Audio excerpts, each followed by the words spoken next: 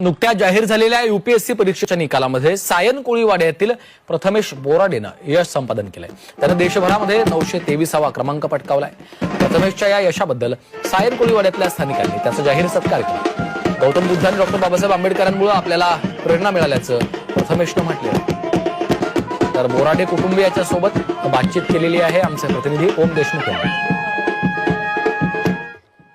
आपल्या स्वतः प्रथमेश आहे. प्रथमेश, घरच्यांकडनं सत्कार आहे, काय वाटतं? खूप छान वाटतंय. फॅमिली एवढे सगळे एकत्र आलेले आहेत. माझ्या या गौरवाला त्यांनी सगळ्यांनी उपस्थिती दाखवली, त्याबद्दल खरंच खूप भावुक क्षण आहे माझ्यासाठी आणि खूपच छान वाटतं. देशभरातला जो 923वा रँक आहे आणि केडर महाराष्ट्र मिळावा अशी देखील इच्छा आता अनेकांनी व्यक्त केली आहे. जर महाराष्ट्र केडर मिळाला तर काय काय करण्याची अपेक्षा आहे?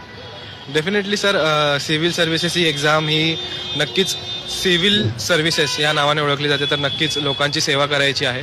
कुठेही मला कोणतेही कॅडर लागो तरीही माझ्या आतला धर्म हाच असेल की मी लोकांना मदत करेल. माझ्या वतीने जे काय मला करता येईल ते नक्कीच करण्याचा माझा प्रयत्न असेल. बाबासाहेबांनी म्हटलं आहे की प्रशासक नाही तर प्रशासित नाही तर प्रशासक बना. तर हा मेसेज मी नक्कीच फॉलो केला आहे त्यांचा. आणि एक्झामच्या या प्रेशरमध्ये मनाला स्वतःला शांत ठेवणं, या सगळ्या मेसेज मी गौतम बुद्धांच्या थ्रू, म्हणजे ते माझे प्रेरणास्त्रोत्र राहिले आहेत या एक्झाममध्ये.